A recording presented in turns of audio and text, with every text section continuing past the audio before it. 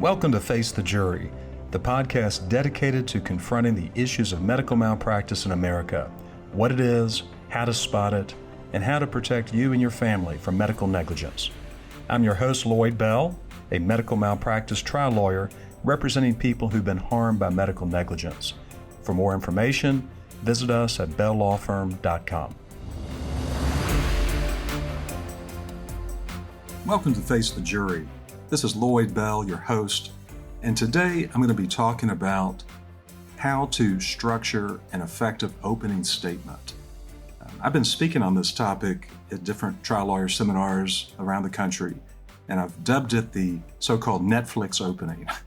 And what I'm talking about the Netflix opening is to use the structure that Netflix uses to such effect when they tell their stories through their documentaries and their entertainment, when you start with a point in time that illustrates the essence of the story to come. This is not original.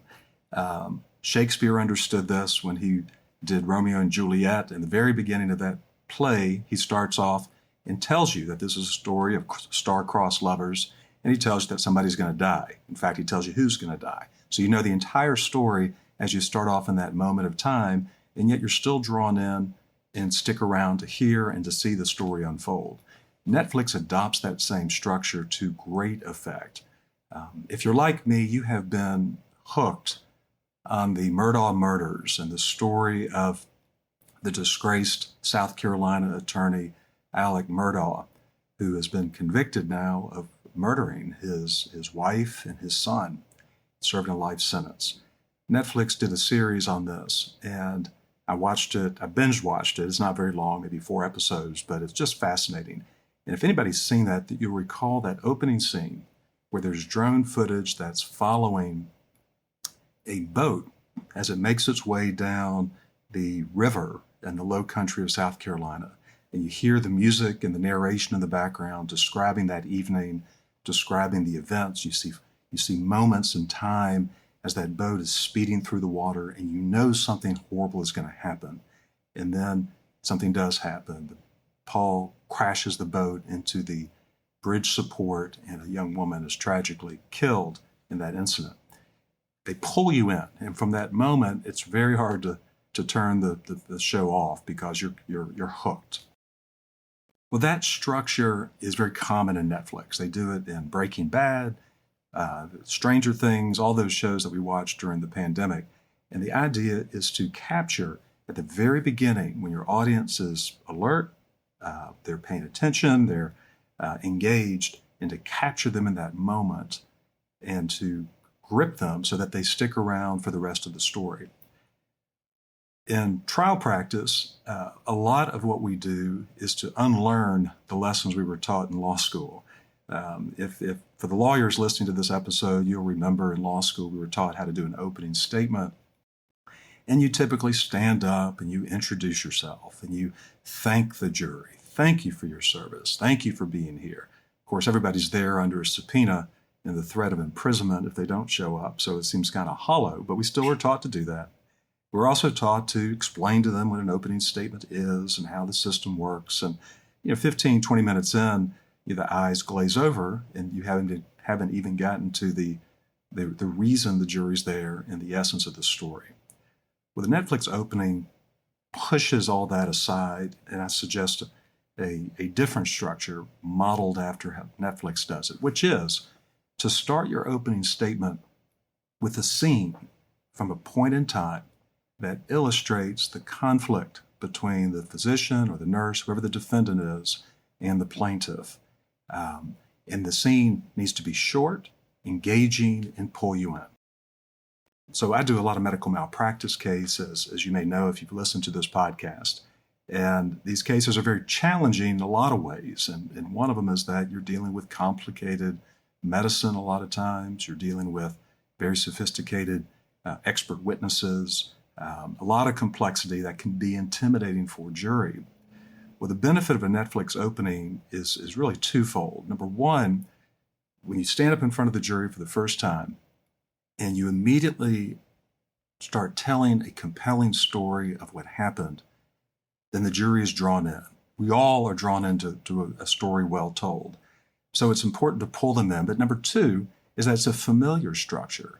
So, the jury, they may not be thinking to themselves, wow, this is just like, Stranger Things, or, the opening scene from the Murdaugh murders. But the structure will be familiar to them at some level, and it'll create engagement. In the opening statement, you have prime real estate to tell your story, where the jury wants to hear the story. It's unfiltered. There are very rarely any objections to it, but you have that tremendous opportunity to tell the story in a way that engages and connects with the jurors. So the general structure that I advocate for in medical malpractice is to start off with a 10,000-foot mini story that encompasses the entire trial. Again, think of Romeo and Juliet. In the first two parts of the play, the entire story is captured. You want to do that in a medical malpractice case as well, and tell the story. You do it in present tense. You engage with the juror. You make good eye contact. You move your body intentionally. What do I mean by that? A couple of things. Number one, get away from a podium. Throw away your notes. Don't use notes, but talk to the jury like real people. And when you transition from one point to another, that's a place to move your body so that the jury is subtly keying in that you're making a transition, and that there's a new topic. So you move intentionally, but in terms of the structure, you start off with a 10,000-foot view, and this is the way I do it, and I believe this is an effective way to do it. So the jury very quickly, within 2 to 3 minutes, knows what the story is about. And then once you tell the 10,000-foot view, then you transition and say, well, so what's the medicine that you're going to need to understand in this case to do your job and to return a verdict that's a fair and just verdict supported by the evidence? What medicine do you need to know? And then phase two is where I'll transition and start talking about the 2 or 3 key medical concepts. And this is where I put on my teacher hat and teach the jury, whatever the key medical concepts are. If it's a stroke case, for example, I'll spend some time explaining very briefly, very simple terms, what a stroke is. What does it look like? How do you treat a stroke? If it's a cardiac or heart mismanagement case, I'll do the same thing, but keeping it very simple. Anytime that there's a complicated medical word that's not going to be familiar, arrhythmia, for example, for irregular heartbeat, anything of that nature, I'll use the word because they'll need to know what it means, but immediately translate it into everyday language. The patient showed up and she exhibited tachycardia. Well, that's just a fancy word that means her heart's beating too quickly, for example. So phase two is the medicine piece, and I teach the medicine. And then I'll transition after I do that into the more involved story of the case. So if I've done my job well and presented the facts and the story well, the jury now understands in broad strokes what happened, but they should have some curiosity. I should have aroused their curiosity to, well, how could this happen? Tell me, okay, I hear you, lawyer, but, show me why you're right. Teach me what you're saying. So then phase three is where I go into the more detailed story of the case. And this is the part of the structure where I will use medical records. I'll make a point. I'll say that she came in on this date. I'll show the medical record with the highlights of the specific parts. I'm always trying to use multimedia.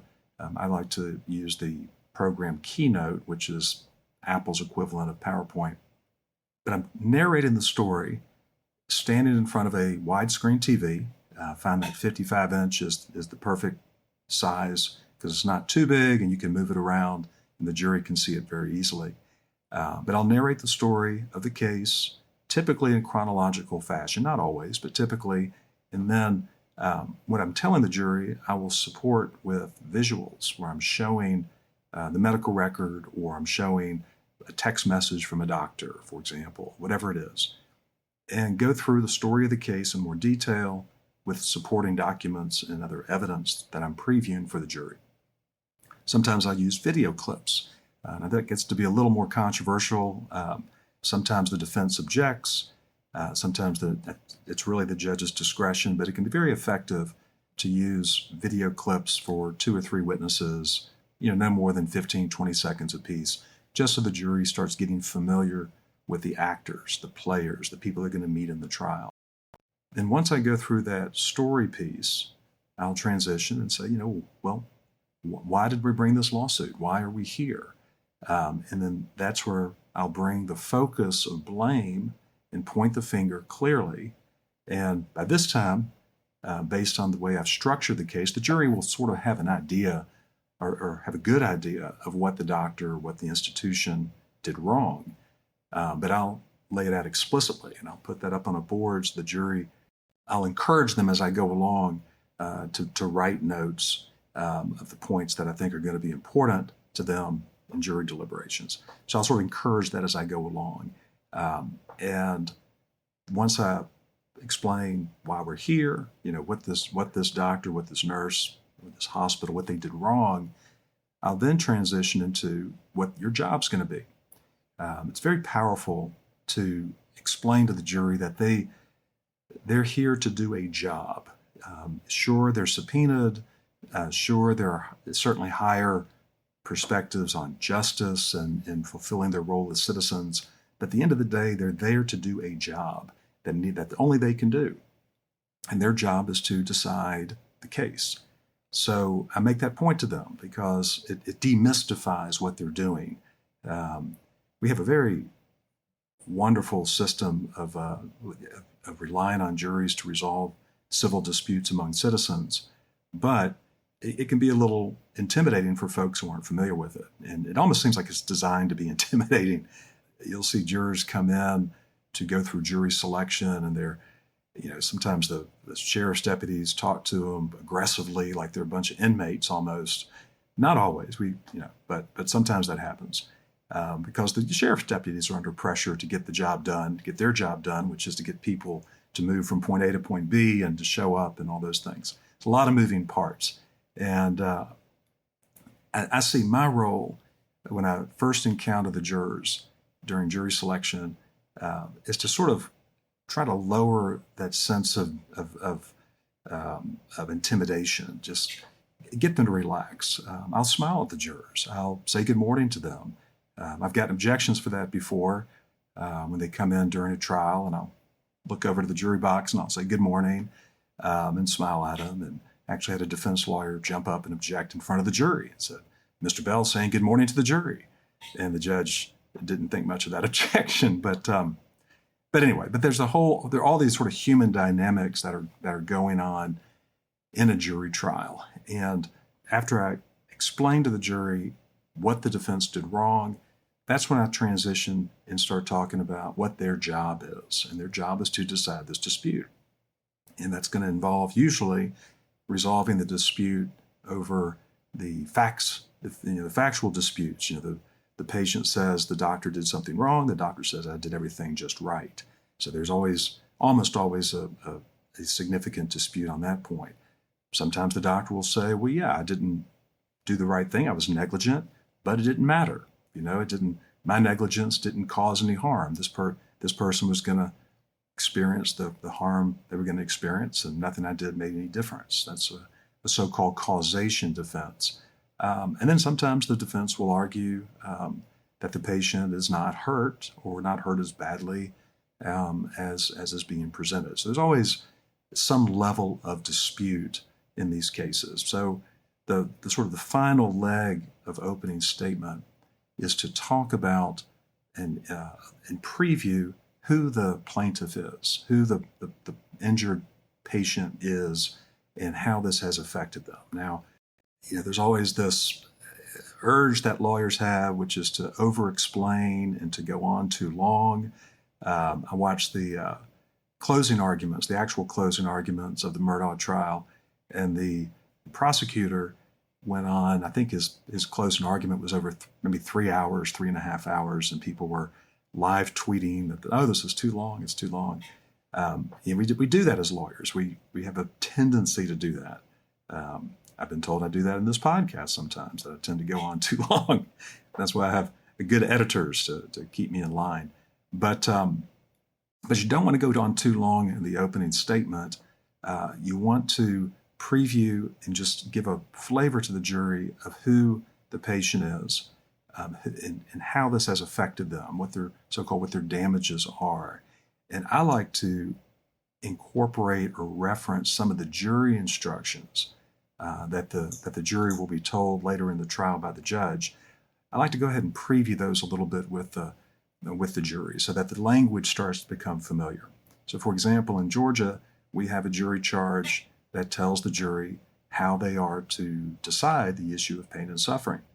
We call it the Food Lion charge because it's based on a case that involved Food Lion, but it gives certain elements that the jury is to consider when deciding the case on pain and suffering, and that the jury is told that they should consider, things such as anxiety, shock, worry, fear of the extent of injury, actual pain and suffering. There are 15 different items the jury's to consider. So I'll reference some of those, if not all, but at least some, during my opening statement, so that when the jury hears it again in the trial through witnesses, and then finally through the judge at the end of trial, this language will be familiar to them. Because one of the big challenges on these cases is so many jurors show up, all different backgrounds, of course. I mean, that's the beauty of our system, is that you don't have to be a landowner as you used to be to sit on a jury, or have some exalted position. It sweeps in everybody from, folks with very little education, maybe working folks, to presidents and CEOs. It's a true cross section of our community. But no matter who's on the jury, unless they're a medical person or have a medical background, which is generally not an appropriate juror to sit in a medical malpractice case, everybody sort of tends to believe that doctors, medical professionals make up kind of an exalted place in our society. We respect the medical community. I have deep respect for the medical community. My father was a doctor. I've known many wonderful, caring, committed physicians that I've met through my work in medical malpractice. People who really care deeply about their patients. But there's always the bad apples, the few bad apples that spoil the bunch, and those are the cases that we handle. But people have this natural respect and deference to the medical community and to medical professionals. So there's a bias, I think, that folks have when they show up, and they think, well, who am I to judge a doctor? First of all, I may not have that much education. I may not have gone to college or any graduate degree. I may not have a graduate degree. So who am I to judge somebody that has spent so many years in school and obviously has a lot of intelligence and aptitude to make it that far and to be licensed in the state? And that's a fair question. And I address it head on with the jurors during opening statement. And I'll explain to them, the story of the case in very human terms, that it's not a case about some complicated medical condition or some disease process. It's a case about somebody not showing up when they're called to help. When somebody's on call and they are contacted at home when they're asleep, and the person doesn't want to come in to see the patient, and they find an excuse not to come in. Jurors get that. I mean, that's a very human feeling, if somebody, kind of shirking their responsibility and not doing what they should. I try and weave in common, accessible experiences that will connect, whether the person on the jury, works as a laborer or works as a banker or whatever it may be. And then at the end of the opening statement, I will typically tell the jury what I'm asking them to do. I will ask them for a specific amount of money and tell them that I believe the case is worth whatever I believe it's worth. And I'll let the jury hear that number early so that they can consider it as they consider the evidence. There's a lot of controversy, different schools of thought on whether that's a good idea. And I don't presume to tell anybody definitively what works and what doesn't. But for me and from my experience, I think the most important thing is to be upfront and honest with the jury and to maintain your credibility. And I think part of maintaining credibility is not to play the hide the ball game with them. If you're going to ask the jury for $25, $50 million, $100 million, if the case merits it, then the jury should know that.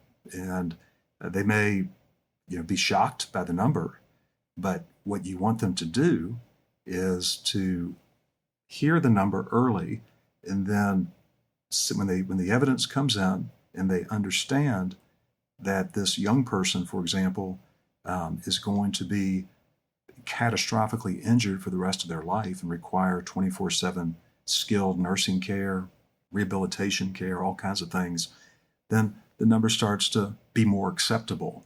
So there are a lot of varying goals and agendas in an opening statement, but it all starts with a solid structure. And I've talked to you about structure today, and just for ease, I call it the Netflix opening, but what I'm really talking about is compelling storytelling that starts with a gripping moment, a moment in time that you would tell your friends and family over dinner or on the way out the door. You say, "Oh, let me tell you about this case," and it pulls them in, and then the rest of the structure supports that opening, Netflix opening, and then you end your opening statement explaining what you're going to be asking for, and then you say thank you and you sit down. And I've been using that general approach now for a number of years, and a lot of trial and error over the years. I think I've tried now close to 100 civil jury trials, and I would advocate to the folks out there doing medical malpractice or really any other civil trial to consider this approach. A number of my trials are on Courtroom View Network. If you're interested in seeing this in action, I would recommend going to CVN. It's a subscription service, but it's a very reasonable price for the ability to watch real jury trials and see testimony of witnesses and openings and closings. But if you do subscribe, then I would recommend that you check out the Chris Nelson trial for an example of this. The recent trial we tried, the Jonathan Buckalew case, resulted in a record verdict here in Georgia. This structure works, and I believe in it. And I hope for those lawyers out there listening that you'll at least consider it and maybe try it. And my hope is that you find that it is useful in helping you achieve the best possible outcome for your deserving clients. So thank you for joining me today as we talked about opening statements and the structure that I favor in trials. And I'd ask that you please join me for our next episode. I'm going to have as my guest Stephen and Janet Lane, two wonderful clients that we represented and that successfully resolved their case several months ago. They have a wonderful story to tell. At some points shocking, some points terrifying, and they are lovely people. And I hope you'll come back and join me and meet them next time on Face the Jury.